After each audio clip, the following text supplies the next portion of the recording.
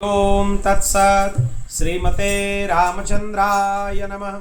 ओम परमहंसा स्वादित चरणकमल चिन्मकरंदाय भक्तजनमानस निवासाय श्रीरामचंद्राय नमः।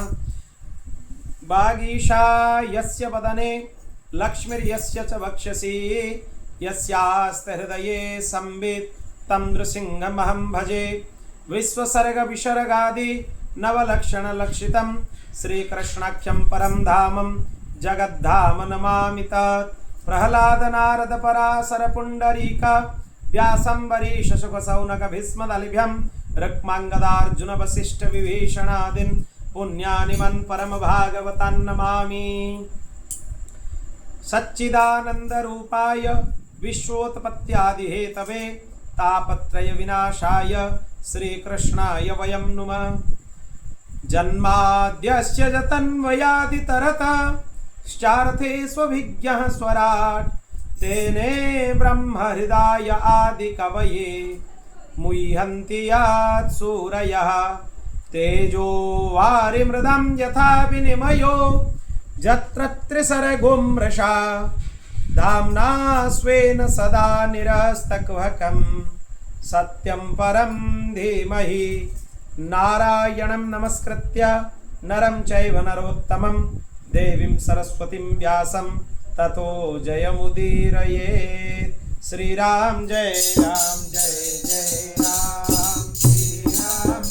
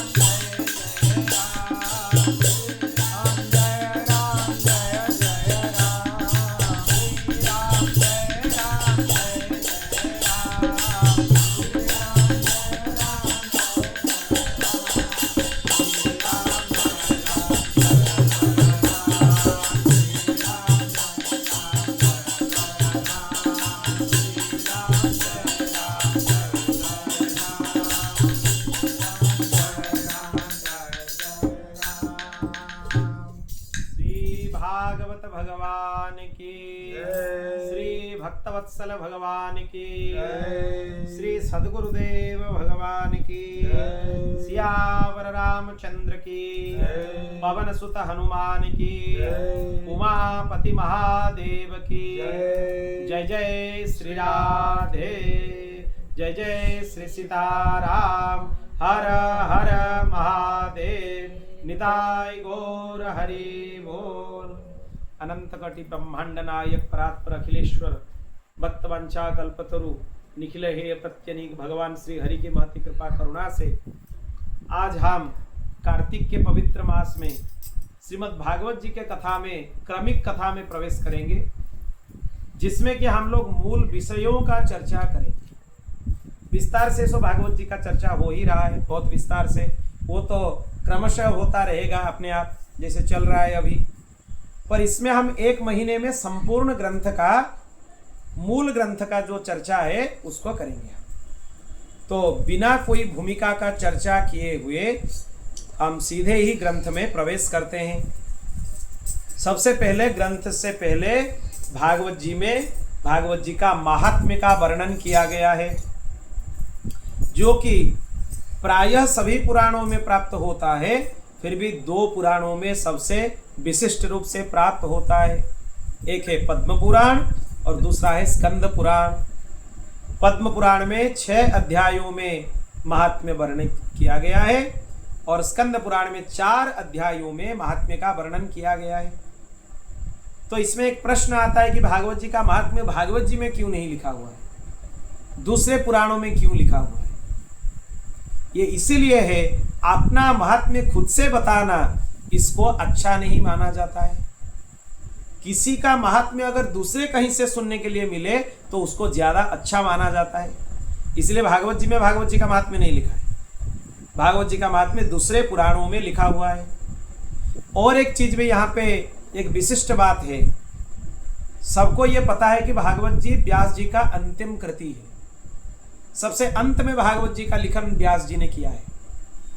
पर उससे पहले लिखा गया पुराणों में भागवत जी का चर्चा फिर कैसे हुआ, ये प्रश्न का समाधान कैसे होगा? इसमें भी बात यह है कि भागवत जी एक शाश्वत ग्रंथ है। मतलब ये नहीं कि व्यास जी जब इसका लिपिबद्ध किए, इसको अष्टादश पुराण उपपुराण लिखने के बाद तभी ये ग्रंथ प्रकट हुए, ये नहीं है। ये ग्रंथ कब से विराजमान है, ये शाश्वत ग्रंथ है। इसीलिए भागवत जी का ग्रंथ का लिखन होने से पूर्व ही भागवत जी का महात्म्य दूसरे ग्रंथों में वर्णन किया गया है, यही इसका उद्देश्य है। और भागवत जी के लिए इतना ही आप लोग समझ लीजिए, भागवत जी साक्षात श्री कृष्ण ही है। ये श्री कृष्ण का वांग्मय स्वरूप है, शब्दमय विग्रह है।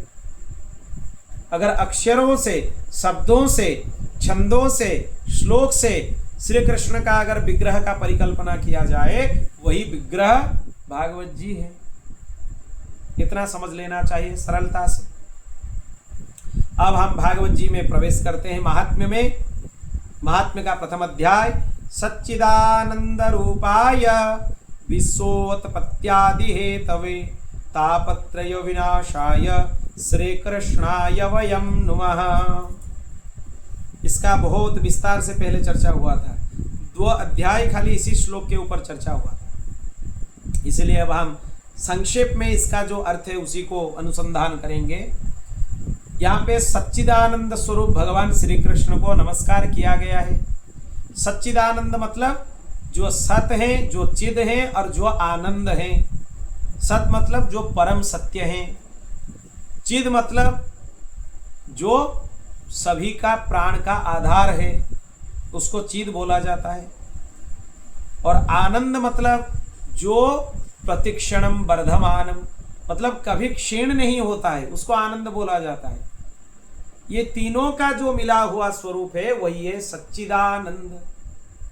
वही सच्चिदानंद भगवान श्री कृष्ण को हम नमस्कार करते हैं, जो जगत की उत्पत्ति, स्थिति और विनाश के हेतु हैं और जो तीनों प्रकार के तापों का नाश करते हैं। 3 प्रकार के कष्ट है हमारे पास, शारीरिक कष्ट, रोग जनित कष्ट, प्रकृति में कोई कष्ट हो, ये सब कष्ट जो है इनको ताप बोला जाता है। उनको बोला जाता है आध्यात्मिक, आधिदैविक और आधि भौतिक। ये तीनों तापों का नाश भगवान श्री कृष्ण करते हैं। इसीलिए भगवान श्री कृष्ण को हम लोग नमस्कार करते हैं। यहाँ पे बहुवचन का प्रयोग हुआ है, वयम। क्यों बहुवचन का प्रयोग हुआ है? क्योंकि सबके तरफ से सब लोग मिलके भगवान श्री कृष्ण को हम लोग नमस्कार करते हैं। एक वचन का प्रयोग होने से वो अहंकारात्मक हो जाएगा। इसलिए पहले से ही ये सूचना दिया गया कि अपने अहंता को मिटाओ, तब जाके भागवत जी में प्रवेश होगा, नहीं तो भागवत जी में प्रवेश करना कठिन है। यही मंगलाचरण में बोला गया है। फिर सुखदेव जी महाराज को स्मरण किया गया है। यम प्रव्रजन्तमनुपेतमपेत कृत्यम द्वैपायनो विरह कातर आजुहाव पुत्रेति तन्मयतया तरवोभिनेन्दु स्तम सर्वभूत हृदयम मुनिमानतोष्मि। जब सुखदेव जी महाराज व्यास पत्नी विट्टिका देवी से प्रकट हुए, तब उनका यज्ञोपवीत संस्कार नहीं हुआ था। कोई भी संस्कार, जात कर्म आदि कोई संस्कार उनका नहीं हुआ था। तब वो गृह त्याग करके जन्म लेने के तुरंत बाद ही वन के तरफ चल पड़े। तब उनके पीछे भगवान वेदव्यास विरह से कातर होते हुए उनको बुलाए कि पुत्र रुक जाओ, पुत्र रुक जाओ, आगे मत जाओ। ऐसे बोलते रहे भगवान वेदव्यास। सुखदेव जी महाराज तो कुछ नहीं बोले, पर उनके तरफ से वृक्षों ने उत्तर दिया कि ये जो सुखदेव हैं ये खाली आपके पुत्र नहीं हैं, ये सर्वभूत हृदय हैं, सबके अंदर विराजमान होने वाले सच्चिदानंद परब्रह्म परमेश्वर ही सुखदेव जी महाराज हैं। ये इसी तरीके से सुखदेव जी महाराज को हम लोग नमस्कार करते हैं। श्री सुखदेव जी महाराज साक्षात परिपूर्ण परम ब्रह्म परमात्मा ही सुखदेव के रूप में आए हैं, ये समझना चाहिए। अब कथा का प्रारंभ होता है यहीं से।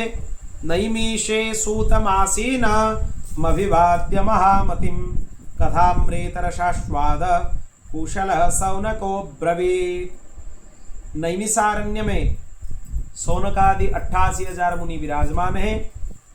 उनके सामने सुभद्र वेदी पर व्यासपीठ पर श्री सूत जी विराजमान हैं। ये जो सूत जी हैं ये उग्रश्रवा सूत हैं, लोमहर्षण सूत के पुत्र उग्रश्रवा सूत। व्यास जी के शिष्य हैं लोमहर्षण सूत। ये सूत जातिवाचक शब्द नहीं है। महाभारत में इसका समाधान किया गया है, दूसरे ग्रंथों में भी दिया गया है कि जो बृहस्पति संबंधी क्षेत्र है यज्ञ में, यज्ञ कुंड में, उसमें इंद्र के मंत्रों से आहुति डालने से जो मंत्र सांकर्य हुआ, उसी से यज्ञ कुंड के जो सौती भाग है उससे एक पुत्र उत्पन्न हुआ, उसी को सूत बोला जाता है। वो उसका सूत संज्ञा हुआ। सूत यहाँ पे जातिवाचक नहीं है, वो ब्राह्मणी ही है सूत जी, क्योंकि अग्निकुंड से प्रकट है। इसीलिए जब बलराम जी उनका वध किए अपने हल मुसल से, तो उनको ब्रह्म हत्या का अपराध लगा। उनको ब्रह्म हत्या का प्रायश्चित करने के लिए तीर्थों में भ्रमण करना हुआ। अगर सूत जी ब्राह्मण नहीं थे तो ब्रह्म हत्या अपराध बलराम जी को कैसे लगा, ये समझना चाहिए। अब सौनक जी सभी ऋषियों के तरफ से सूत जी को प्रश्न करने हैं कि आप हमारे लिए जो कान के लिए रसायन के तुल्य है, अमृत के तुल्य है, ऐसे सार गर्भक बात, सार गर्भक कथा सुनाइए। हमें ऐसे कथा का उपदेश कीजिए जिससे भक्ति, ज्ञान और वैराग्य का वृद्धि होगा और विवेक का भी वृद्धि होगा। माया मोह से कैसे हम लोग मुक्त होंगे, ऐसे कथा हमें सुनाइए। यही चाहिए सबको। भक्ति भी सबको चाहिए, ज्ञान भी सबको चाहिए, वैराग्य भी सबको चाहिए, और मोह से, माया से छुटकारा भी सबको चाहिए। इसीलिए ऐसे कथा आप हमें सुनाइए। ये घोर कलिकाल में जो अशुद्ध हो चुके हैं जो जीव, उनको शुद्ध करने का साधन क्या है, सर्वश्रेष्ठ उपाय क्या है, उसके बारे में आप उपदेश कीजिए, बताइए। और जो चिंतामणि है, चिंतामणि एक मणि है, वो लौकिक सुख प्रदान करता है। जो कल्प वृक्ष है वो स्वर्ग सुख प्रदान करता है। पर अगर गुरुदेव प्रसन्न हो जाए तो भगवान का दुर्लभ वैकुंठ धाम भी प्रदान कर सकते हैं। प्रयच्छति गुरु प्रीतो वैकुंठम योगी दुर्लभम। जो वैकुंठ हर भक्त दुर्लभ है, किसी से भी प्राप्त करना सरल नहीं है। अगर अपने गुरुदेव भगवान प्रसन्न हो जाए तो वैकुंठ जैसा दुर्लभ भगवत धाम भी जीव के लिए सुलभ हो जाता है। इसको समझना चाहिए। मतलब यहाँ पे सौनकादि मुनियों ने सूत जी को गुरुदेव के रूप में प्रणाम करके प्रश्न किया है। जो वक्ता होते हैं, भागवत जी का वाचन करते हैं या कोई भी ग्रंथ का श्रवण कराते हैं, वो श्रोताओं के लिए गुरुतुल्य ही होते हैं। नहीं तो सूत जी क्या सौनकादि ऋषियों के गुरु हैं? नहीं है। तो ये बात यहाँ पे बोलने का तात्पर्य क्या है? मतलब ये जो सौनकादि ऋषियों ने, सौनक मुनि बोले कि अगर गुरु प्रसन्न हो जाए तो वैकुंठ जैसा दुर्लभ लोक भी प्राप्त हो जाता है। ये बोलने का तात्पर्य क्या है? ये इसीलिए है कि हे सूत जी, आप हमारे गुरुदेव तुल्य हैं, गुरु तुल्य हैं, क्योंकि आप व्यासपीठ पर विराजमान हैं। इसलिए अगर आप प्रसन्न हो जाए तो करामलकवत, जैसे आंवला को हाथ में पकड़ाया जाता है, ऐसे ही आप भगवत धाम को, भगवान को हमारे हाथ में पकड़ा देंगे। इसीलिए बोला गया है, इसीलिए ये बात यहाँ पे कहा गया है। सूत जी कथा का प्रारंभ किए, पहले तो प्रश्न का समादर किए। ये पद्धति है कथा का। कोई भी पृच्छक है जो प्रश्न करते हैं, अगर भगवत संबंधी प्रश्न है तो पहले उसका समादर किया जाता है, उसका प्रशंसा किया जाता है, फिर आगे कथा का वाचन किया जाता है। तो सूत जी कथा प्रारंभ किए। कलियुग में सर्वश्रेष्ठ साधन श्रीमद् भागवत जी हैं। उनसे श्रेष्ठ साधन दुनिया में और कुछ भी नहीं है।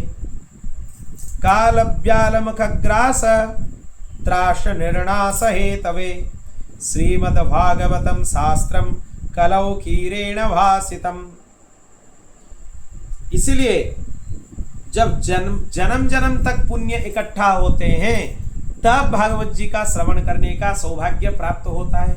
नहीं तो ऐसे किसी को भी भागवत जी सुनने के लिए नहीं मिलता है। भागवत जी के नाम से चुटकुल्ला सुनने को मिल सकता है, पर भागवत जी सुनने के लिए जन्मांतरे भवेत पुण्यम तदा भागवतम लभेत। जन्म जन्मांतर का पुण्य जब इकट्ठा होता है तब ही भागवत जी के कथा आप लोग सुन सकते हैं। यही बात है। और एक चीज इसमें है, जब परीक्षित जी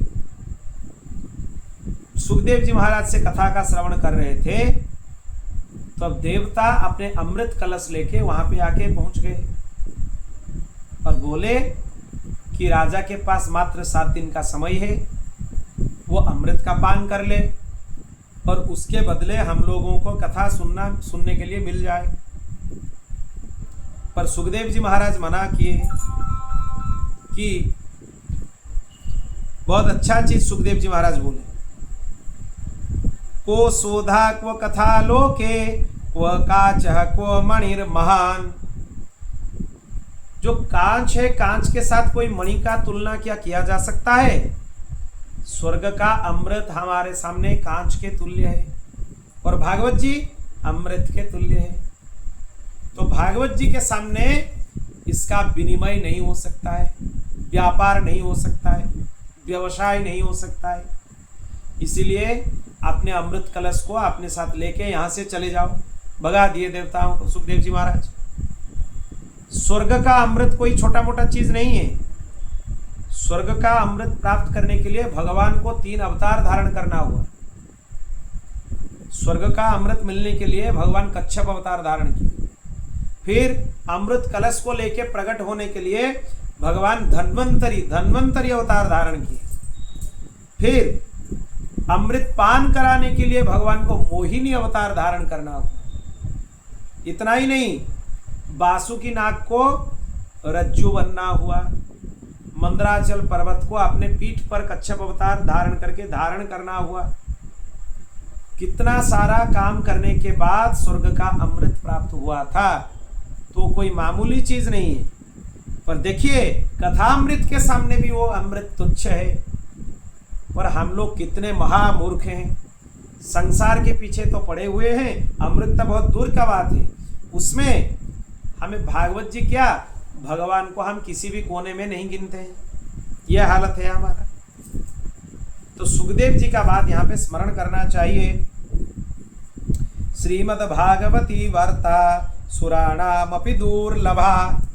ये देवताओं के लिए भी दुर्लभ है भागवत जी। जब ये चीज ब्रह्मा दर्शन किए कि राजा मुक्त हो गए, परीक्षित मुक्त हो गए भागवत सुनने के बाद, वो क्या किए, वो एक तराजू लेके एक पल्ले में उसमें सभी पुण्य तीर्थ और शास्त्र को रखे, दूसरे पल्ले में उसमें भागवत जी को रखे। तो भागवत जी वाला जो पल्ला था वो क्या हो गया, भारी हो गया।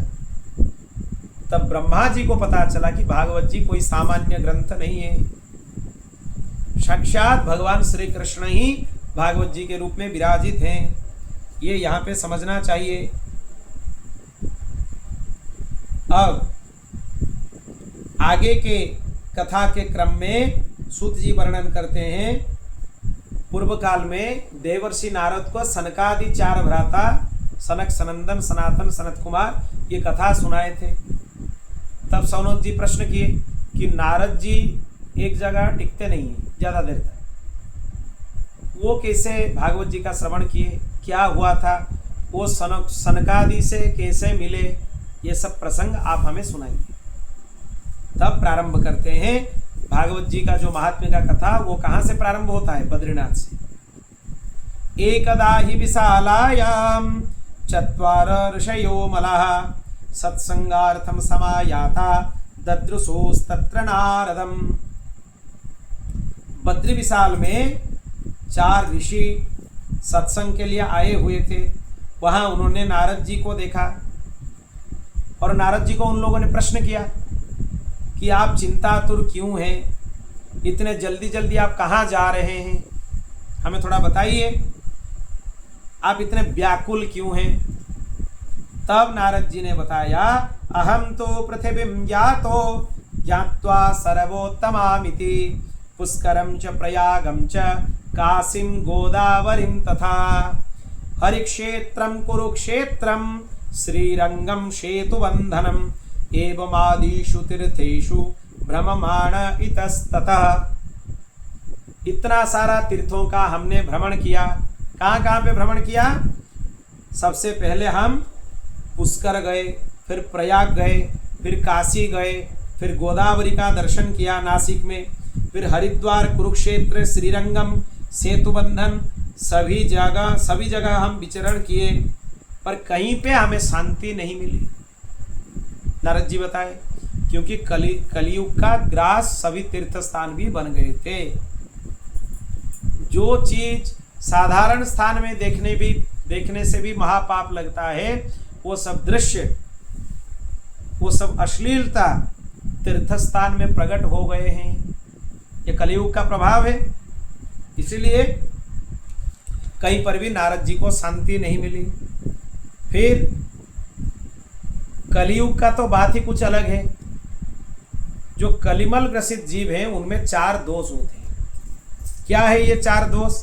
मंदाः सुमंदमतयो मंदभाग्या ह्युपद्रुतः पाखंड निरतः संतो विरक्ताः सपरिग्रहा। वो क्या है उनका दोष? वो असत्यभाषी हैं, झूठ बोलते हैं। और क्या दोष है उनमें? आलसी हैं, भगवत भजन में ध्यान नहीं है उनका। राम भजन में आलसी, भोजन में होशियार, तुलसी ऐसे जीव को बारंबार धिक्कार। तुलसीदास जी बोलते हैं कलिमल ग्रसित जीव का स्वरूप क्या है? राम भजन में आलसी, भजन तो नहीं करेंगे, ग्रंथ का अध्ययन नहीं करेंगे, ग्रंथ का श्रवण नहीं करेंगे, पर होशियार किस में है? भोजन में होशियार। समय पर भोजन मिलना चाहिए, वो होना चाहिए, पर राम भजन नहीं करेंगे। तुलसी ऐसे जीव को बारंबार धिक्कार, ऐसे जीव को बार बार धिक्कार है, तुलसीदास जी बोलते हैं। ये आलसी लोग हैं, इनका बुद्धि भी मंद हो गया है। बुद्धि मंद हो गया है मतलब ये बुद्धि से सब चीज को उसको तुलना करना चाहते हैं। ये अच्छा है, ये बुरा है, इससे क्या मिलेगा, क्या नहीं मिलेगा, इतना समय बर्बाद करके सत्संग में क्या मिलेगा, भगवान के पास इतना समय बर्बाद करके क्या मिलेगा। इसीलिए उनको मंद बुद्धि बोला जाता है। भाग्यहीन है। भाग्यहीन मतलब सत्संग उनको मिलता ही नहीं है, ये भाग्यहीनता है। किसी को अगर सत्संग ना मिले तो समझ लेना चाहिए मेरा मंद भाग्य अभी शुरू हो गया है। सत्संग ना मिलने से बड़े बड़े महात्माओं के चित्त में भी विकार सृष्टि हो जाती। बहुत सारे उदाहरण शास्त्रों में भरा हुआ है। ऐसे बहुत बड़े बड़े महात्मा हैं, अगर कुछ दिन तक उनको सत्संग ना मिले तो उनके चित्त में भी विकार पैदा हो जाते हैं। इसलिए सत्संग में भी निरंतरता होना जरूरी है।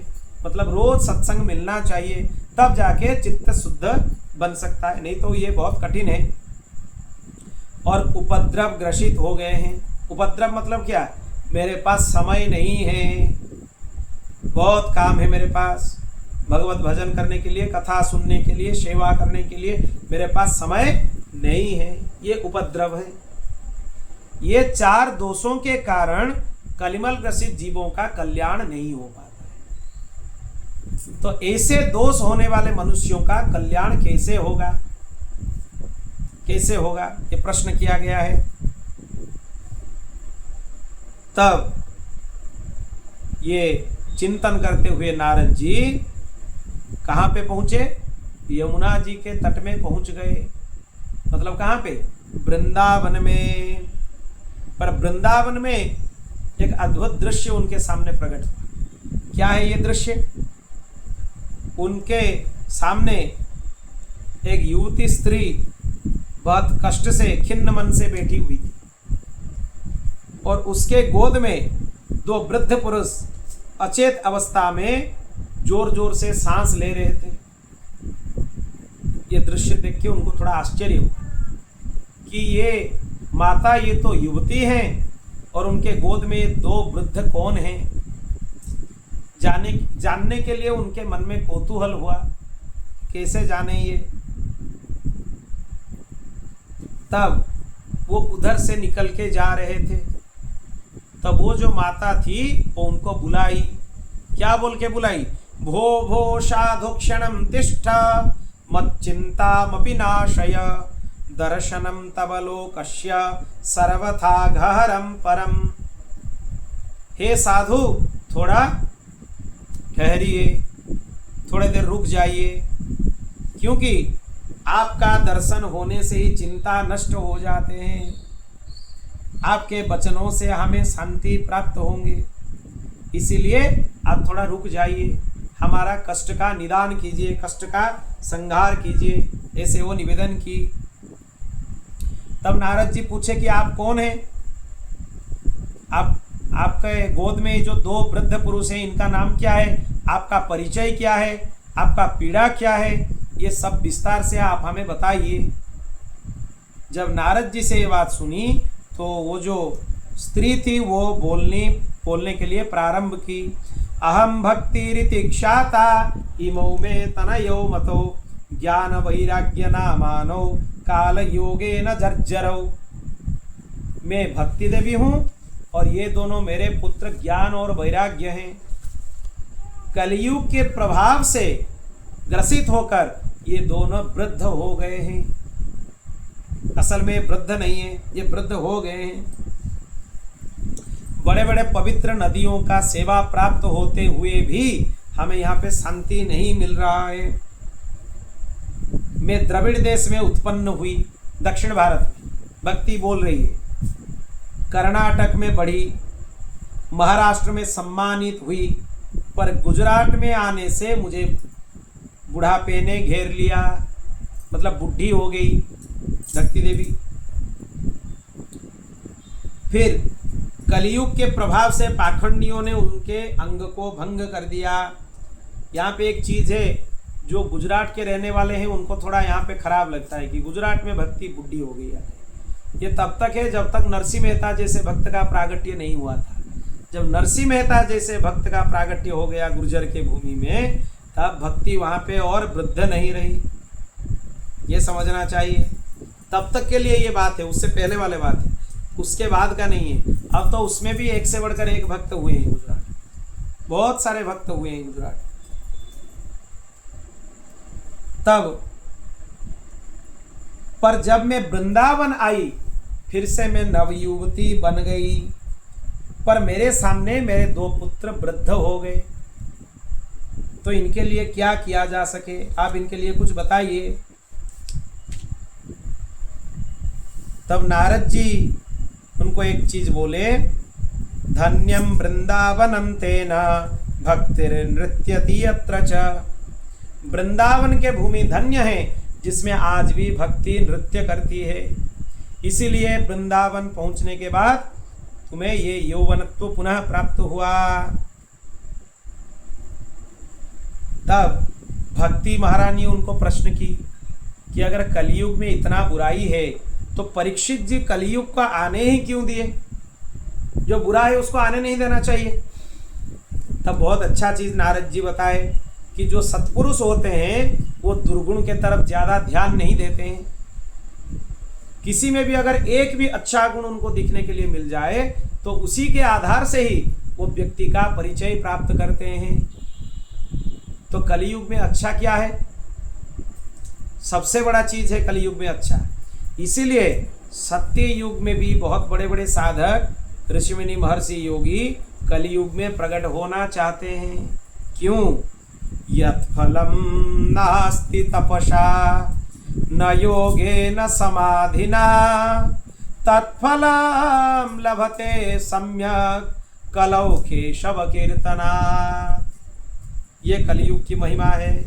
यत् फलम नास्ति तपसा, जो फल तपस्या से प्राप्त नहीं किया जा सकता है, न योगे न समाधिना, समाधिस्थ होकर योग का आश्रय लेकर भी जो फल प्राप्त नहीं किया जा सकता है, वो फल केवल भगवान केशव का कीर्तन करने से ही कलियुग में प्राप्त किया जा सकता है। कलौ तद हरि कीर्तनात्, कलियुग में हरि कीर्तन से जो फल मिल सकता है दूसरे कोई साधन से कोई युग में नहीं मिल सकता है। ये सबसे अच्छा गुण है कलियुग का। इसी को देखते हुए परीक्षित जी ने कलियुग को आने का अनुमति प्रदान की। यही बात है कलियुग में। बाकी तो कलियुग में बहुत सारा दोष दुर्गुण है, भरा हुआ है, पर यही सबसे बड़ा चीज है।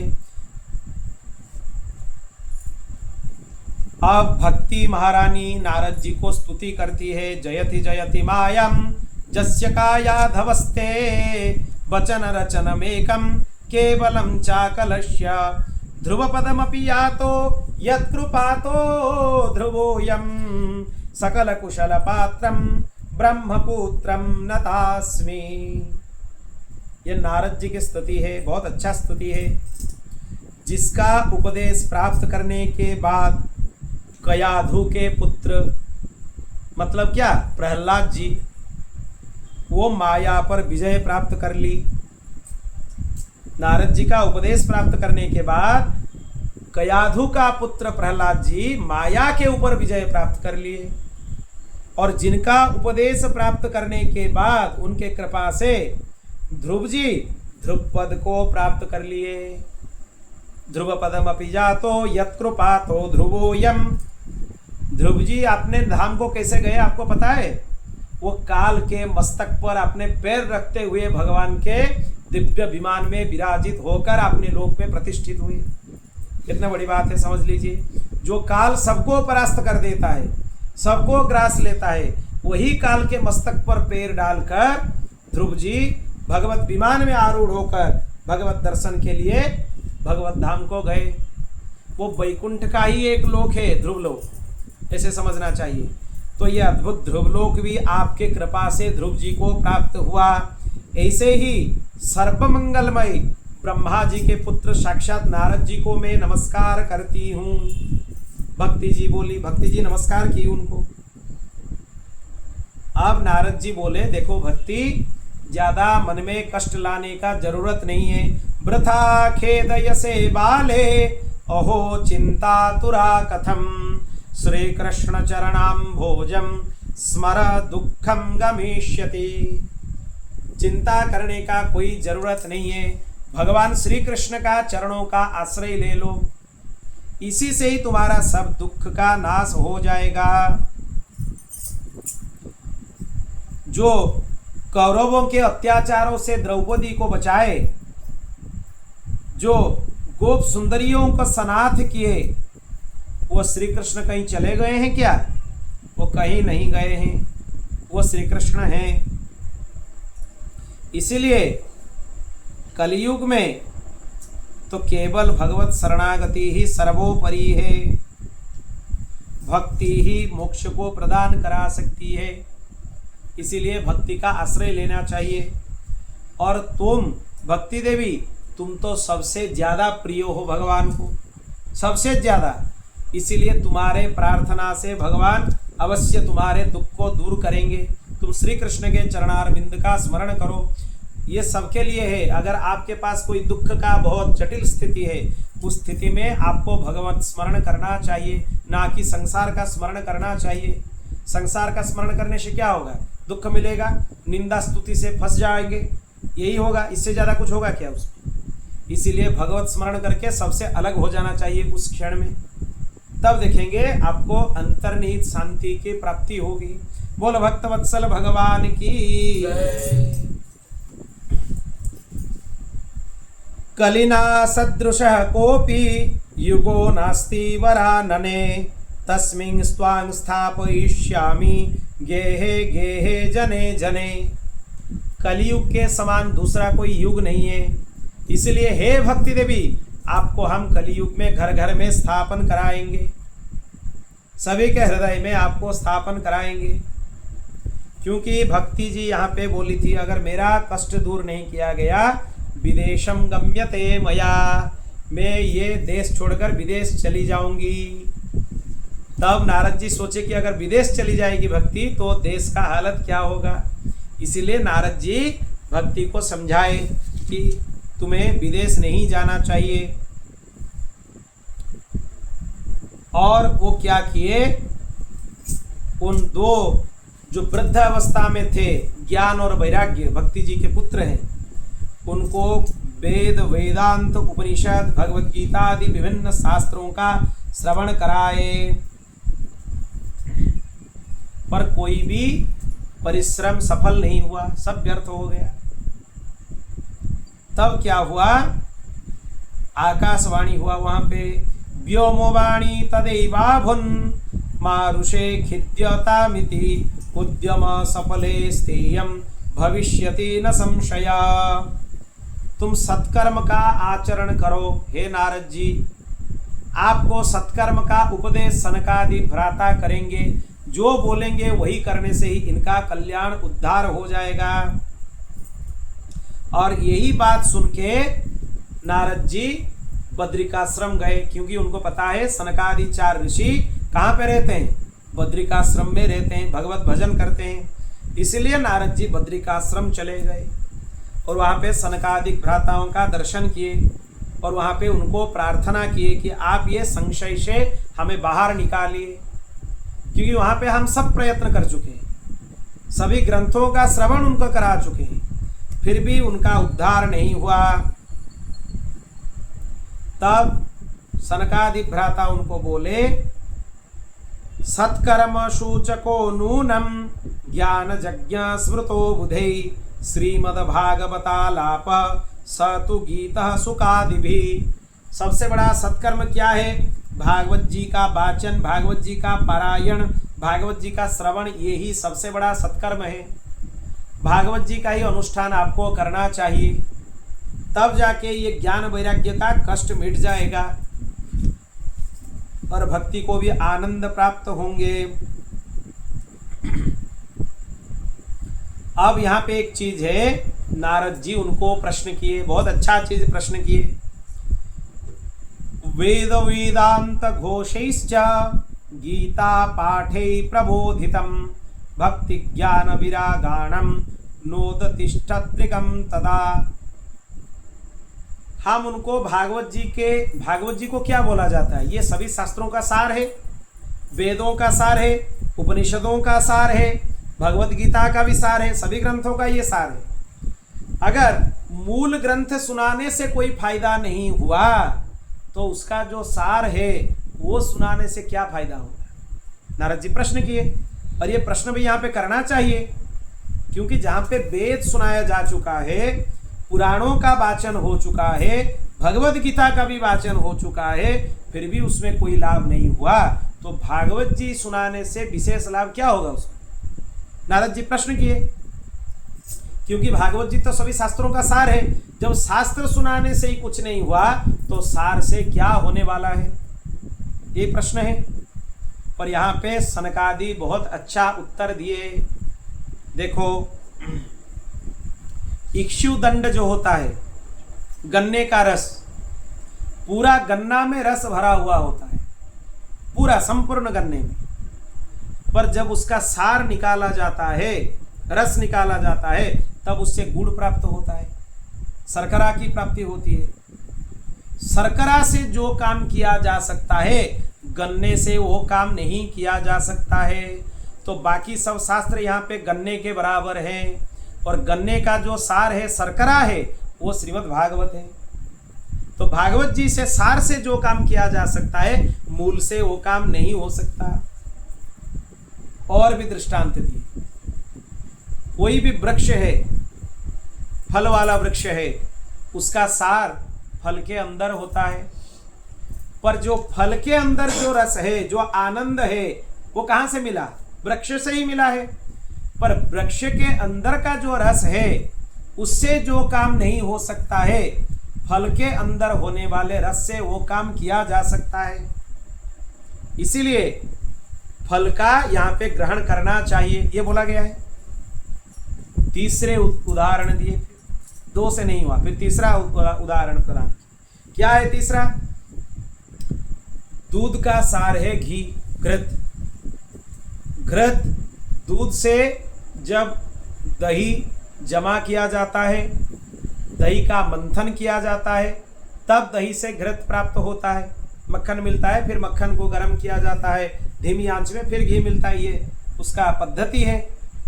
पर जो काम घृत से किया जा सकता है, घी से किया जा सकता है, वो काम दूध से नहीं हो सकता। यद्यपि दूध घृत का मूल है, पर घी दूध का सार है। सार से जो चीज बन सकता है, मूल से वो चीज नहीं बन सकता है। इसीलिए वेद, उपनिषद, पुराणों, भगवत गीता से जो नहीं हुआ, उसका कारण उसके निंदा में नहीं है। यह नहीं है कि उसमें नहीं हुआ मतलब उसको फेंक दो, वो बेकार है, ये गलत है।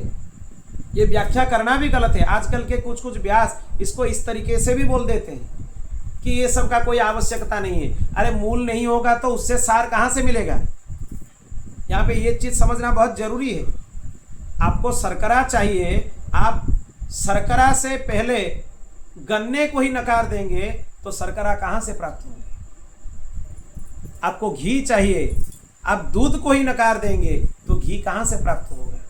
इसीलिए सभी शास्त्रों का तात्पर्य है, सभी शास्त्रों का पृष्ठभूमि है, उनके होते हुए हमें सार को ग्रहण करना चाहिए। ये जो वाक्य भागवत जी का महात्म्य है, ये अन्य दूसरे ग्रंथों के निंदा में पर्याप्त नहीं है, भागवत जी के स्तुति में पर्याप्त है। इसको ऐसे समझना चाहिए। आपको फल चाहिए, आप वृक्ष को ही काट देंगे, फल कहां से मिलेगा? आकाश से तो टपकने वाला चीज फल नहीं है। तो इसीलिए दूसरे शास्त्रों का हतादर नहीं करना चाहिए। दूसरे शास्त्रों का विधिवत अध्ययन करने से ही भागवत जी का तात्पर्य समझ में आ सकता है, नहीं तो समझना बहुत कठिन है भागवत जी। अब ये बात हो गया कि भागवत जी का कथा किया जाए तो कहाँ पे किया जाए? ये गंगा जी के तट पर नीचे करना चाहिए। बद्रीनाथ में अगर करेंगे वहां तक सब लोग नहीं आ पाएंगे, इसीलिए गंगा द्वारे हरिद्वार कनखल क्षेत्र जो बोला जाता है, वहीं पे भागवत कथा हुआ था। गंगा जी के रेत में ही कथा हुआ था, विस्तार क्षेत्र था। तब वहां पे सब लोग आ गए कथा सुनने के लिए। सब ऋषि मुनि आके उपस्थित हुए, सब तीर्थ आके उपस्थित हुए। भृगु, वशिष्ठ, च्यवन, गौतम, मेधातिथि, देवल, देवराज, परशुराम, विश्वामित्र, साकल, मार्कंडेय, पिप्पलाद, दत्तात्रेय भगवान, योगेश्वर व्यास, पराशर जी, छायासुख, जाजली, जन्नू आदि सब ऋषिगण वहां पे उपस्थित हुए। ये छायासुख कौन है? ये सुखदेव जी के जो छाया है उनसे प्रकट किए हुए सुख है, इनको छाया सुख बोला जाता है। जब सुखदेव जी चले गए तो उनके छाया से निकले हुए सुख से ही व्यास जी उनको पुत्र के रूप में लालन पालन करके अपना काम किए। और जो लोग नहीं आए थे उनको भृगु ऋषि सबको बुलाते हुए वहां पे पहुंच गए। सब लोग वहां पे उपस्थित हो गए। सबको समझा के भृगु ऋषि ले आए कि आप लोग चलिए कथा सुनने के लिए। तब वहां पे कथा का महात्म्य प्रारंभ हुआ। सदाशिव्या श्रीमद्भागवती कथा यस्याः श्रवणमात्रेण हरिश्चित्तं समाश्रये। भागवत जी का कथा रोज सुनना चाहिए, सदा सर्वदा सेवन आस्वादन करना चाहिए। क्यों? इसके श्रवण से भगवान हरि हृदय में आके विराजित हो जाते हैं। इसलिए भागवत जी को नित्य श्रवण करना चाहिए, सदा श्रवण करना चाहिए। इसी तरीके से कथा का इसे प्रारंभ हो रहा था। उसी में ही एक चीज इन्होंने बता दिया, जो अत्यंत पापी है, अत्यंत पापी मतलब सबसे बड़ा पाप जो किया हुआ है, वो भी अगर भागवत जी का श्रवण करे तो पापों से मुक्त होके शुद्ध हो जाता है। इसी तरीके से वाचन हो रहा था। उसी समय एक अद्भुत दृश्य वहां पे उपस्थित हुआ। क्या दृश्य उपस्थित हुआ?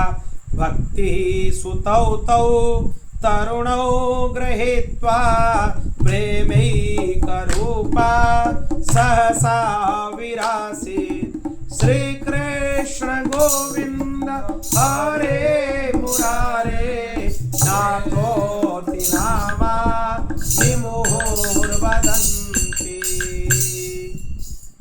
कथा का प्रारंभ हो रहा था। उसी समय भक्ति महारानी अपने दो पुत्रों को, यहाँ पे तरुणौ गृहीत्वा मतलब वो वृद्ध नहीं रहे। यहाँ पे कथा हो रहा था हरिद्वार में, वो लोग वृंदावन में थे। वहाँ उनके कान में जब भागवत कथा जय जयकार गिरा, उसी में ही उनका वृद्धत्व नष्ट हो गया, वो तरुण हो गए, युवक बन गए। फिर दोनों पुत्र को लेते हुए भक्ति महारानी संकीर्तन करती हुई हरिद्वार में आके पहुंच गई, कथा स्थल में आकर पहुंच गई। क्या कीर्तन की? श्री कृष्ण गोविंद हरे मुरारे हे नाथ नारायण वासुदेव। कृष्ण गोविंद हरे मुरारे हे नाथ नारायण वासुदेव। हे नाथ नारायण वासुदेव।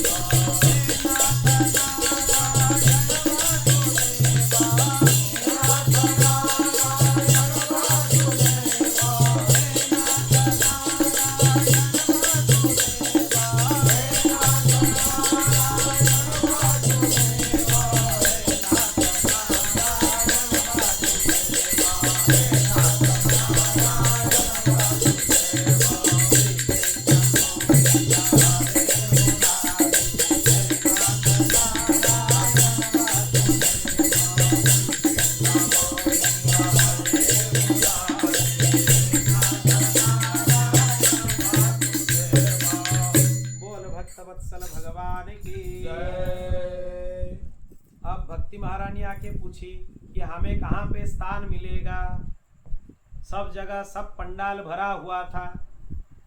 तब नारद जी बोले कि आप भक्तों के हृदय में विराजित हो जाइए। भक्ति महारानी अगर सबके हृदय में विराजित हो जाए तो सबको कितना अच्छा भक्ति में मन लगेगा। इसीलिए भक्ति महारानी सबके हृदय में विराजित हो गई। फिर भागवत जी का कथा आगे चला। आगे एक बहुत अच्छा प्रसंग उनको सुनाए। ऋषियों ने प्रश्न किया, नारद जी भी प्रश्न किए कि आप बोले कि सबसे बड़ा महापापी का भी उद्धार भागवत जी के श्रवण से हो सकता है, तो एक उपक्रम सुनाइए ऐसा जो बहुत बड़ा पापी हो, महापापी हो, और उसका उद्धार भागवत जी के श्रवण से हुआ हो, ये कथा आप सुनाइए।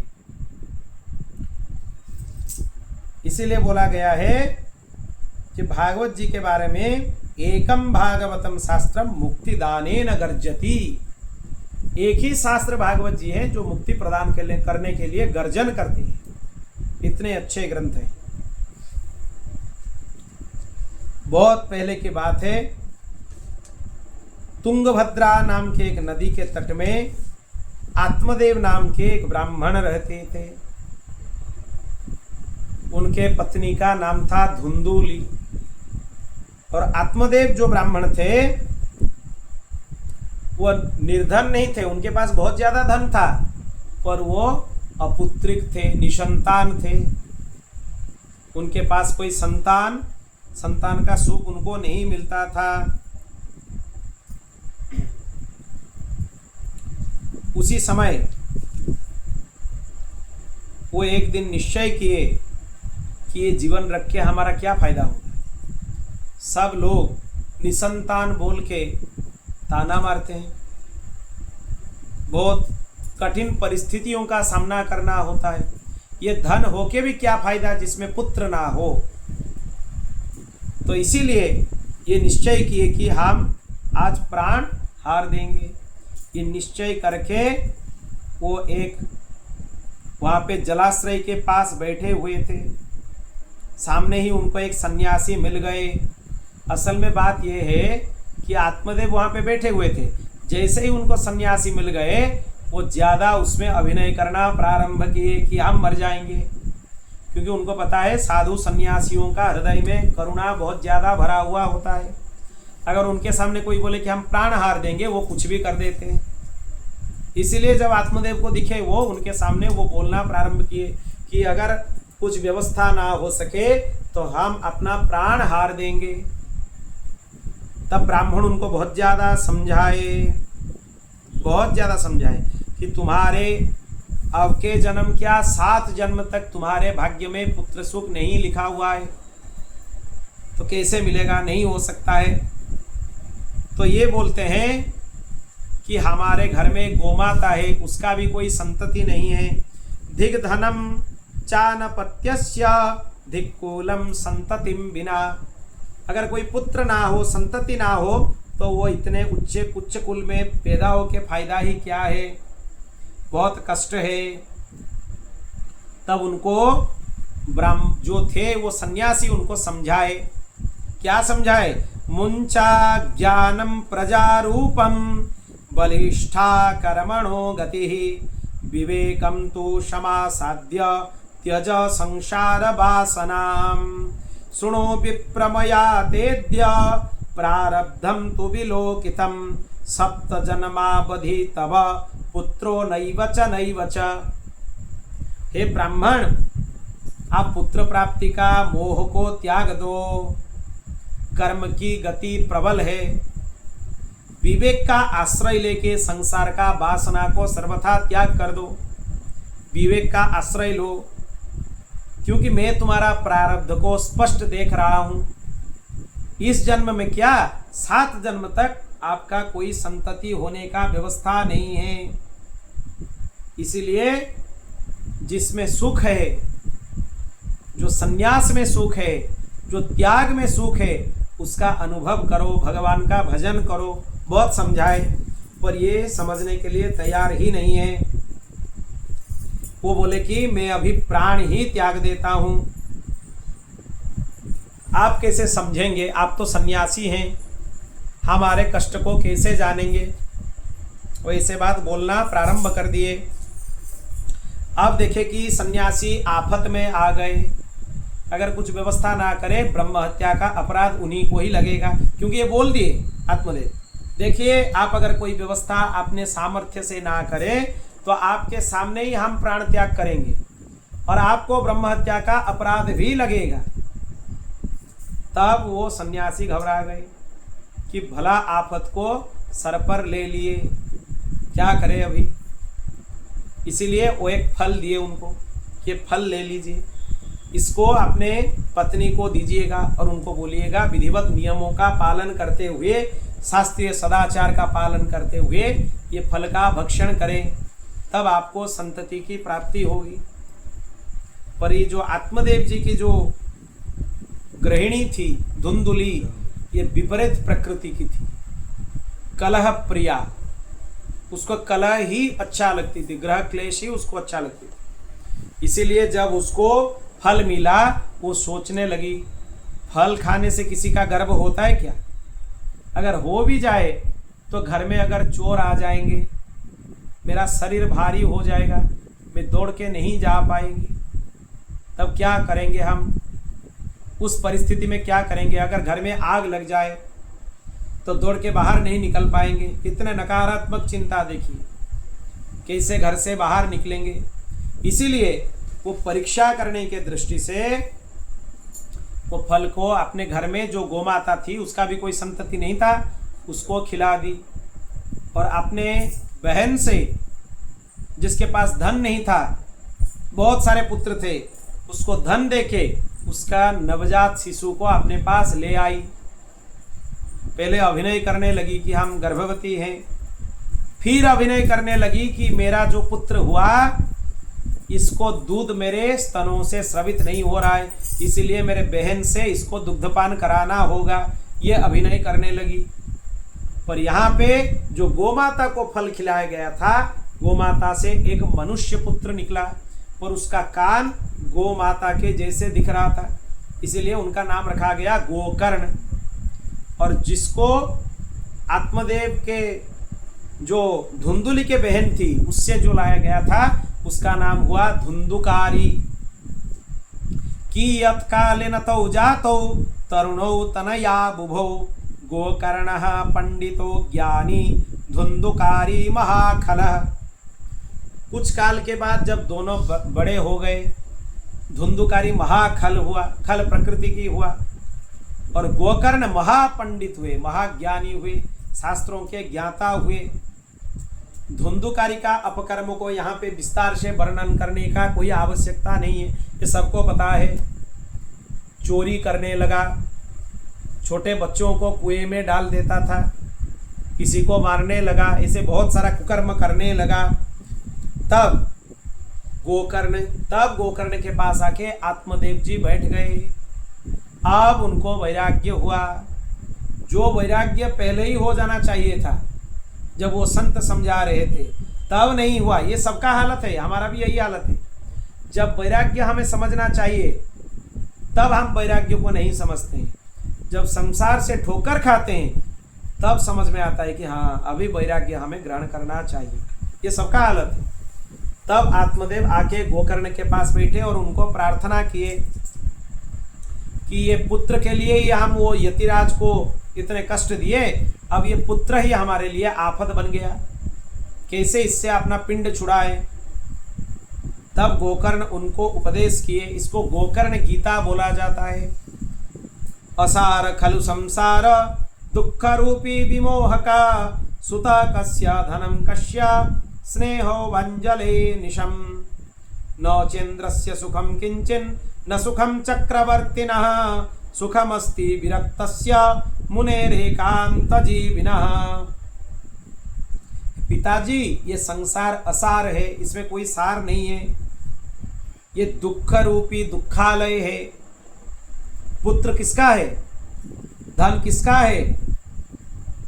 स्नेहवान पुरुष दिन रात जलता रहता है, दीपक के भांति जलता रहता है।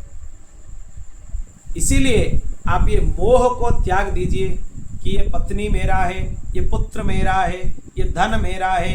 ये मोह ही सर्व अनर्थ का मूल है, इसको त्याग कर दीजिए। सुख ना तो इंद्र के पास है, ना चक्रवर्ती राजा के पास है। जो विरक्त है, वैरागी है, उसी के पास ही सुख है। जिसको संसार में अभी भी सुख दिख रहा है, उसका ठोकर खाना अभी तक जोरदार से नहीं हुआ है। जब और जोर से ठोकर लगेगा, तब उसको समझ में आएगा कि जिससे हम सुख ढूंढ रहे हैं, वहाँ पे सुख नहीं है। सुख तो भगवान के श्री चरणों में ही है, ऐसे समझना चाहिए। ये मेरा पुत्र है, ये मोह को त्याग दीजिए। देहे स्थिमांश रुधिरे भिमतिं त्यजत्वं जाया सुतादिषु सदा ममतां विमुञ्च पश्यानिशं जगदिदं क्षणभङ्गनिष्ठं वैराग्यरागरसिको भव भक्तिनिष्ठा। हे पिताजी, ये शरीर हड्डी मांस और रुधिर का पिंड है, रक्त का पिंड है। इसमें आप मैं मानना छोड़ दीजिए। ये भूल जाइए कि ये मैं हूं। ये मैं नहीं है। ये अस्थि का पिंड है, रक्त का पिंड है, मांस का पिंड है। स्त्री पुत्र आदि को भी अपना मत समझिए, कोई किसी का नहीं है। ये संसार क्षणभंगुर है। अब जो चीज सत्य है कुछ क्षण में वो मिथ्या हो जाता है, इसलिए इसके पीछे मत भागिए, इसको छोड़ दीजिए। अब भक्ति में निष्ठावान बनिए, वैराग्य में रसिक बनिए। और क्या करिए उसमें? धर्मं भजस्व सततं त्यज लोक धर्मान् सेवस्व साधु पुरुषान् जहि काम तृष्णाम् अन्यस्य दोष गुण चिंतनमासु मुक्त्वा सेवा कथा रसमहो नितराम पिबत्वम्। साधु पुरुषों की सेवा कीजिए। भगवत भजन सबसे बड़ा धर्म है, इसीलिए आप भगवत भजन करना प्रारंभ करें। धर्म के व्याख्या होते रहते हैं, कोई बोलता है यह धर्म है, कोई बोलता है यह धर्म है। सबसे बड़ा धर्म भगवत भजन है। भगवान का भजन करना, कीर्तन करना, यही सबसे बड़ा धर्म है। इसी का पालन कीजिए आप। और कोई भी लालसा मत रखिए। दूसरे के गुण दोष के विचार से अपने को मुक्त कीजिए। किसी के दोष भी देखना नहीं है, किसी के गुण का भी विचार करना नहीं है। भगवान के कथा का श्रवण करना चाहिए। श्री कृष्ण मापनियतम दशमस्य पाठात्। उनका उपदेश सुनते हुए ये आत्मदेव जी वन में चले गए। श्री कृष्ण का स्मरण करते हुए दशमस्य पाठात्, अर्थात भागवत जी के दशम स्कंद का पाठ करते हुए वो मुक्त हो गए, ये भी बोला जा सकता है। या 10 लक्षण युक्त जो ग्रंथ है, मतलब पूरा भागवत जी का लक्षण कितने हैं? 10। अत्र सर्ग विसर्गश्च स्थान पोषण मूतयः मन्वन्तरे ईशानुकथा निरोध मुक्तिराश्रय। ये भागवत जी का 10 लक्षण है। आगे चर्चा होगा इस विषय में। तो ये 10 लक्षण युक्त भागवत जी का श्रवण करके या भागवत जी का जो मूल है दशम स्कंद, उसका पाठ करते हुए आत्मदेव जी अरण्य में मुक्त हो गए। अब बारी किसका आई? धुंधुली का। बहुत पिटने लगा, बहुत पीटने लगी वो धुंधुली। धुंधुकारी बहुत पीटा उसको, धन हरण कर लिया। फिर भी एक दिन धुंधुली को इतना कष्ट हुआ, कुएं में गिर के आत्महत्या करके उसको प्राण त्याग करना हुआ। उसके बाद घर में बेश्याओं को लाके रखने लगा धुंधुकारी। वो बेश्याओं ने क्या किया? उसका धन हरण करके उसके मुंह में बड़े बड़े अंगार के बड़े बड़े पिंड डाल दिए। तब तक भी उसका प्राण नहीं निकला। तब गरम लोहे से उसको मारते हुए उसका प्राण निकल गया और उसको प्रेत योनि प्राप्त हुआ। गोकर्ण जी को जब ये समाचार मिला कि इसका मृत्यु हो गया है, वो गया जी में विधिवत उसका श्राद्ध करके आए। फिर अपने घर में आके बाहर सोए हुए थे। ये विचित्र विचित्र आकृति धरकर उनको भयभीत करने के लिए उद्यत हुआ। विचित्र विचित्र आकृति, कभी इंद्र बन जाता है, कभी घोड़ा बन जाता है, कभी हाथी बन जाता है। विचित्र विचित्र शब्द प्रकट करने लगा। तब उसका परिचय पूछने से बोला कि मैं धुंधुकारी हूं। तब गोकर्ण जी बोले, तुम्हारे लिए तुम्हें गया में श्राद्ध किए थे हम, तो फिर तुम्हारा कल्याण कैसे नहीं हुआ? तब धुंधुकारी बोला कि गया में श्राद्ध करने से किसका कल्याण होता है? जिसका गोत्र नाम पता हो। मैं तो आत्मदेव जी का पुत्र नहीं हूं। अब मेरे लिए जो श्राद्ध गया में किए, वो उसी आत्मदेव जी का गोत्र से ही मेरा श्राद्ध किए। वो कैसे मुझे मिलेगा? मैं तो उनका पुत्र ही नहीं हूं। मैं तो दूसरे धुंधुली के जो बहन है उसका पुत्र हूं। कैसे मिलेगा वो श्राद्ध? ये यहाँ पे महात्म्य में लिखा नहीं है, ये प्रश्न किया गया है। यही है, बात यही है। नहीं तो आप लोग ढूंढने लग जाएंगे ये बात कहाँ लिखा है। ये परम पूज्य सदगुरुदेव भगवान से हम सुने, इसीलिए बोल रहे हैं ये बात कि श्राद्ध उसी का कल्याण होता है अगर उसका ठीक से गोत्र नाम पता हो, तब उसका श्राद्ध करने से कल्याण होता है। धुंधुकारी का गोत्र पता नहीं है क्योंकि धुंधुकारी आत्मदेव जी का पुत्र ही नहीं था, कैसे कल्याण होगा इसमें गया श्राद्ध का कोई दोष नहीं है। ये विधि उल्लंघन होने से कुछ फल नहीं हुआ, तब क्या किया जाए, उसके उद्धार के लिए क्या किया जाए। तब सूर्य नारायण को पूछा गया, आकाशवाणी हुआ था सत्कर्म करने के लिए, तो उसी वक्त वहां पे भागवत जी का आयोजन किया गया। एक सप्त ग्रंथि युक्त उसमें बांस था जिसके ऊपर धुंधुकारी बैठ के भागवत जी का कथा श्रवण कर रहा था। हर दिन का कथा पूर्ण होने के बाद एक ग्रंथि उसमें फट जाता था, तो 7 दिन में पूरा उसका 7 ग्रंथि फट गए। फिर धुंधुकारी का कल्याण हो गया। उसके लिए ऊपर से विमान आया, विमान में आरूढ़ होकर धुंधुकारी चला गया। भगवत धाम बोल भक्तवत्सल भगवान की। ये देख के बाकी जो श्रोता थे उनके मन में संशय हुआ कि धुंधुकारी का तो कल्याण हो गया, उसके लिए तो विमान आया, पर हमारे लिए क्यों नहीं आया। तब गोकर्ण जी बोले, श्रवण में भेद होने से फल में भी भेद हो जाते हैं। धुंधुकारी जितना अर्थानुसंधान पूर्वक मनन युक्त होकर भागवत जी का श्रवण किया, आप लोगों ने ऐसा श्रवण नहीं किया है। अगर आप लोग किसी विधि से श्रवण करें, ठीक से श्रवण करें, तो आप लोगों का भी कल्याण होगा। क्यों नहीं होगा कल्याण। तो फिर दूसरा भागवत कथा का आयोजन कराया गया। उस ग्राम में, उस स्थान में सभी जीव जंतु का भी उद्धार हो गया, सबके लिए विमान है। फिर गोकर्ण जी को लेने के लिए तो भगवान स्वयं आए और उनको आलिंगन करके गोकर्ण जी को अपने समान ही बना दिया भगवान। गोकर्णम तु समालिंग्य,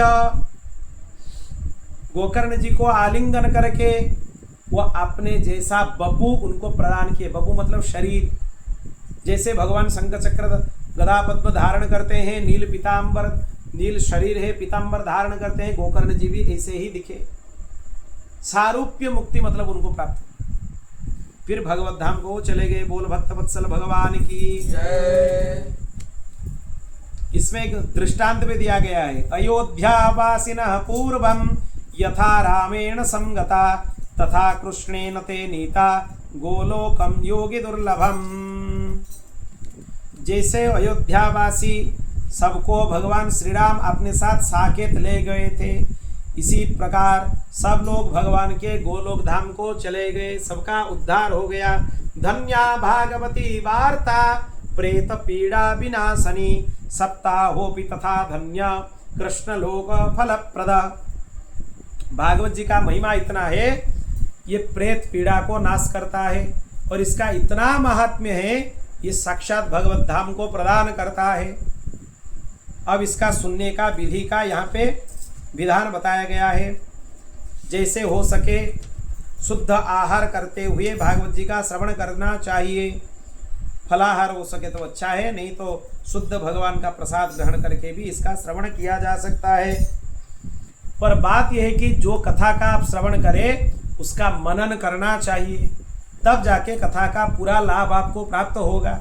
बिना मनन से कथा का कोई लाभ आपको प्राप्त नहीं होगा। इसीलिए कथा का मनन रोज करना चाहिए, खाली श्रवण करने से कुछ फायदा नहीं होगा।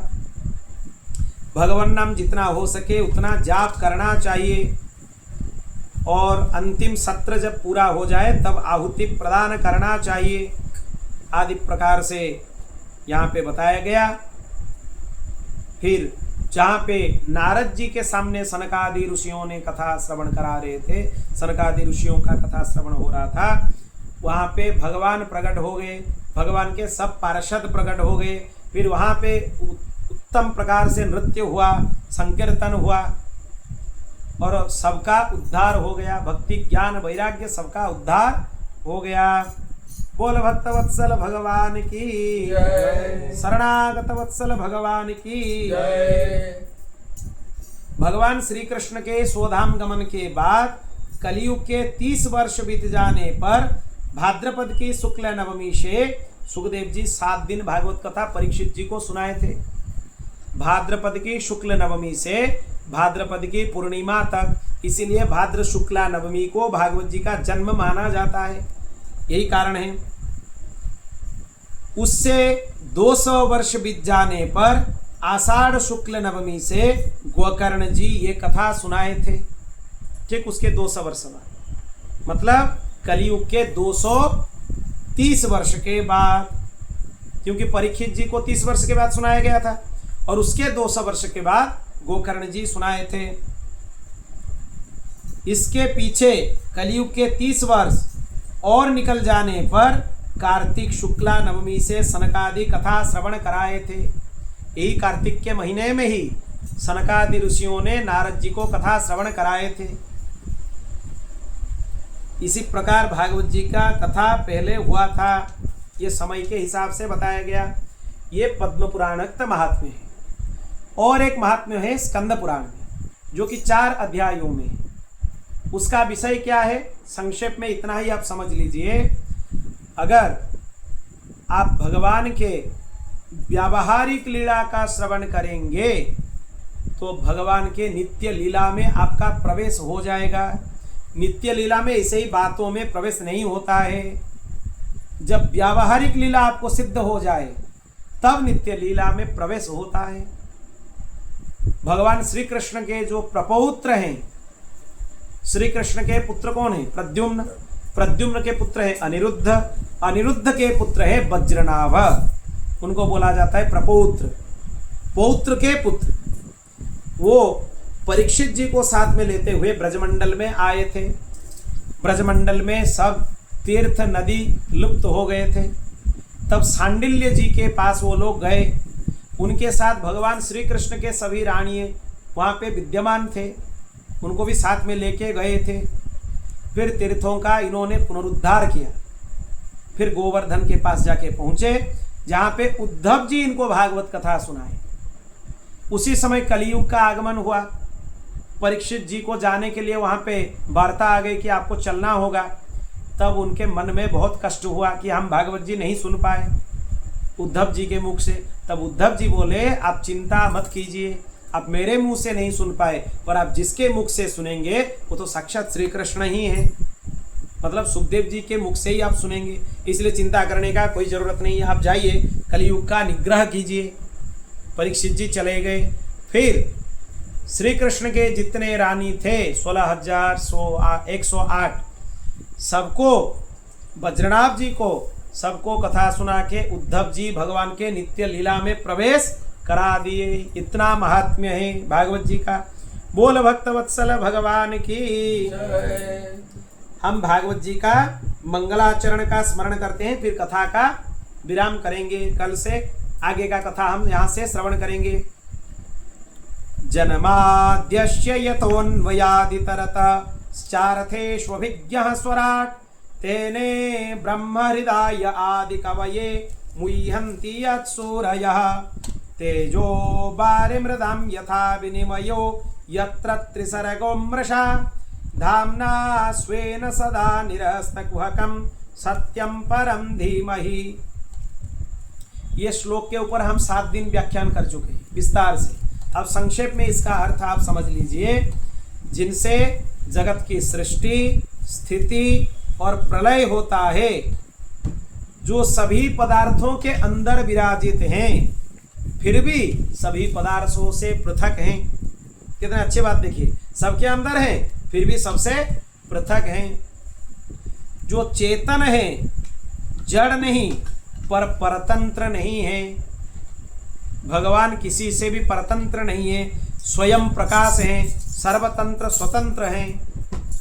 जो ब्रह्मा अथवा हिरण्यगर्भ भी नहीं है, पर जो अपने संकल्प से ब्रह्मा जी को वेदों का ज्ञान प्रदान करते हैं। भगवान जब संकल्प करते हैं कि ब्रह्मा को ज्ञान हो जाए, संकल्प मात्र से ही ब्रह्मा जी को वेदों का ज्ञान हो जाता है। उनको वेद पढ़ाया नहीं गया है, संकल्प से ही ज्ञान हो गया है। जिनके संबंध में बड़े बड़े विद्वान भी मोहित हो जाते हैं, उनके लीला का दर्शन करते हुए ब्रह्मा जी मोहित हो गए। ये श्री कृष्ण ब्रह्म है क्या? इंद्र मोहित हो गए, श्री कृष्ण ब्रह्म है क्या? बड़े बड़े सूरी भी, बड़े बड़े देवता इनके लीला से मोहित हो जाते हैं। इनका तेजोमय स्वरूप से जल में स्थल का और स्थल में जल का जैसे भ्रम होता है, इनमें भी ऐसे ही भ्रम पैदा हो जाता है। मतलब जो त्रिगुणात्मिका सृष्टि है, सत्व रज और तम, ये तीनों की प्रधान वाली जो सृष्टि है, जिसमें कुछ नहीं है उसमें सब कुछ है, इसे पता चलता है। जिसमें सब कुछ है उसमें कुछ नहीं है, इसे पता चलता है। इसी को ही भ्रम बोलते हैं, मृग मरीचिका जिसको बोलते हैं। जैसे कि रेत में जल का भ्रम होता है, धूप गिरने से ऊपर से रेत में ही आपको भ्रम होता है कि इसमें जल है, पर पास में जाके देखने से जल नहीं होता है। ऐसे ही हमको लगता है कि संसार में सब कुछ है, पर संसार में कुछ नहीं है। और जिसके पास सब कुछ है, भगवान के पास, हमें लगता है कि वहाँ कुछ नहीं है। यही विडंबना है। ऐसे ही स्वयं प्रकाश सर्वदा माया से और माया के कार्यों से मुक्त रहने वाले सत्य स्वरूप परमात्मा का हम ध्यान करते हैं, श्री कृष्ण का हम ध्यान करते हैं। यहाँ पे सत्य स्वरूप भगवान श्री कृष्ण ही हैं। क्यों? क्योंकि यहाँ इसका प्रमाण गर्भस्तुति में दिया गया है। गर्भस्तुति में देवता भगवान श्री कृष्ण को 9 बार सत्य सत्य बोलकर स्तुति करते हैं। सत्यव्रतम सत्य परम त्रिसत्यम बोल के स्तुति करते हैं। तो इससे ये बात स्पष्ट हो जाता है कि सत्य भगवान श्री कृष्ण ही हैं। खींचताने वाले अर्थ यहाँ पे करने का कोई आवश्यकता नहीं है। श्री कृष्ण का ही स्तुति है, उनका स्वरूप के बारे में वर्णन किया गया है। सब कुछ उन्हीं में ही है, उन्हीं से ही सृष्टि है, उन्हीं से ही स्थिति है, उन्हीं में ही लय है। वही जगत के कारण है, उन्हीं से ही सब कुछ सृष्टि हुआ है। उनके माया के प्रभाव से हम लोग मोहित हो जाते हैं। बात यही है। धर्म प्रज्जित कैतवोत्र परमो निर्मत्सराणं शताम वेद्यं वास्तवमत्र वस्तु शिवदं तापत्रयोन्मूलनम् श्रीमद्भागवते महामुनिकृते किं वा परैरीश्वरः सद्यो हृद्यवरुध्यतेऽत्र कृतभिः शुश्रूषुभिस्तत्क्षणात्। इसमें 4 चीज बताया गया है। विषय अधिकारिश्च संबंधश्च प्रयोजनम, अनुबंध चतुष्टय का निरूपण किया गया है। भागवत जी का विषय क्या है? परम धर्म। अधिकारी, जिसके हृदय में मात्सर्य दोष ना हो, मतलब किसी के लिए ईर्षा हृदय में ना हो, वही भागवत जी का उत्तम अधिकारी है। और ये सबके लिए कल्याणकारी है। और क्या है? ये हमारे त्रिविध तापों का उन्मूलन कर लेता है, मतलब पूरा जड़ से उखाड़ के फेंक देता है। इतना अच्छा है भागवत जी। इसको सुनने के लिए अगर हम संकल्प करते हैं, इतने मात्र से ही हमारे हृदय में ठाकुर जी आके बैठ जाते हैं। इतना महात्म्य है ग्रंथ का। निगम कल्प तरोर गलितम फलम सुखमुखादमृत द्रव संयुतम पिबत भागवतम रसमालयम मुहुरहो रसिका भुवि भावुका। ये वेद रूपी कल्प वृक्ष का पका हुआ फल है। वेद अगर एक कल्प वृक्ष है, उसका पका हुआ फल श्रीमद् भागवत है। सुखदेव जी जैसा सुख का, तोते का मुख का संबंध होने से इसका रस बहुत ज्यादा हो गया है, मतलब इसमें मधुरता का वर्धन हो गया है, इसमें मधुरता ज्यादा हो गया है, क्योंकि सुखमुखादमृत द्रव संयुतम। इसको हर वक्त पान करना चाहिए, क्योंकि इसमें कोई त्याज्य अंश नहीं है, गुठली नहीं है, छिलका नहीं है, इसलिए इसको हर वक्त पान करना चाहिए। कहाँ से? कानों से पान करना चाहिए भागवत जी को। ये पृथ्वी पर सुलभ है। यहाँ से आगे नैमिषारण्य से फिर से हम कथा का प्रारंभ करेंगे। ये सत्र 1 महीने तक आगे चलने वाला है, मतलब पूरा भागवत जी का चर्चा। इसमें मूल चीज जो भागवत जी का है, संपूर्ण विषय वस्तु यथा शक्ति यथा काल यथा मति, हम इसमें चर्चा करने के लिए प्रयास करेंगे। इसी के साथ आज के कथा को हम भगवान श्री हरि के चरणों में विराम करते हैं। श्री कृष्णार्पणमस्तु। गोविंद जय जय गोपाल जय जय गोविंद।